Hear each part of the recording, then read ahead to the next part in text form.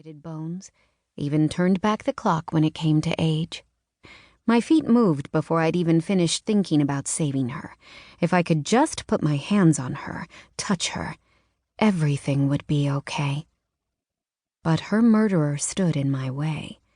Despite having never met him before, I knew who blocked me, gloating. Barry. The king's soldier. I couldn't waste time. I gave him a warning he did not deserve. Out of my way. Well, well, would you look at those eyes? He was right. The whore lied. The #1 rule I'd grown up with was hide from visitors. People with purple eyes like me, known as the blessed, had to pledge themselves to the king, whether we wanted to or not. I had no interest in leaving my mother's, who cared about one man's desire when I had a destiny that involved serving the goddess of the shield, a goddess who should help me. My mother was dying.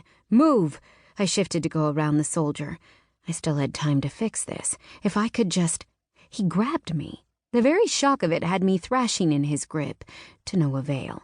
One thick arm wrapped around me, pinning my arms, while his other hand grabbed hold of my hair in a fist and twisted. Ouch! I sucked in a breath, and he hugged me tighter, reeled me close to his body. I squeaked again and whimpered just as my other two mothers entered the inner courtyard.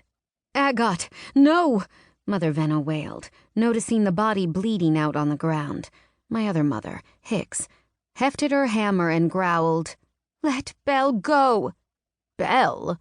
A common name for a more than common girl, he insulted, yanking my head back to expose my throat.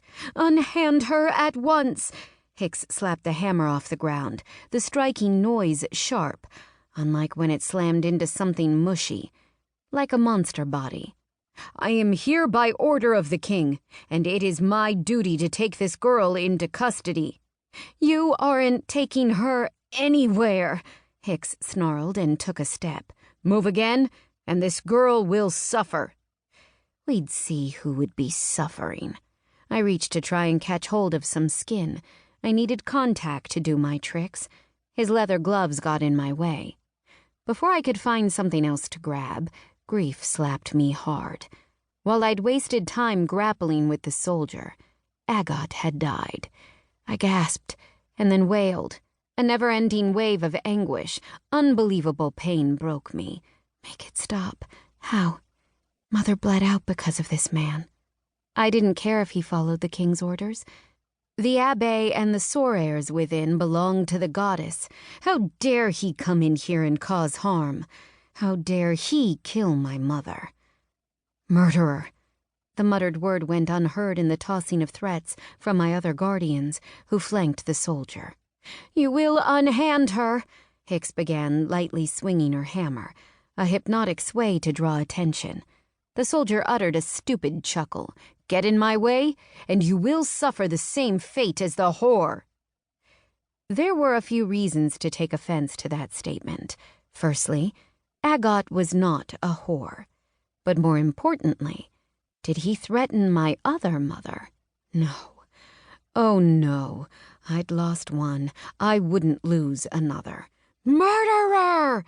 I hollered loudly enough that it caught everyone's attention.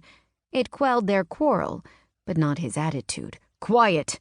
You will behave, or I will make you watch as I carve these criminals into monster bait."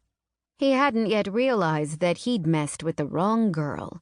Twisting meant losing some of my hair, but I gritted my teeth against the tearing pain until I faced him, a man taller than me, meaner, with something wrong inside him, a sickness, a taint, similar to that found in the monsters. I placed my fingers on his cheek before he could grasp my intent. The contact highlighted the pulsing kernel of darkness inside him, with its stretching tendrils. Where did it come from?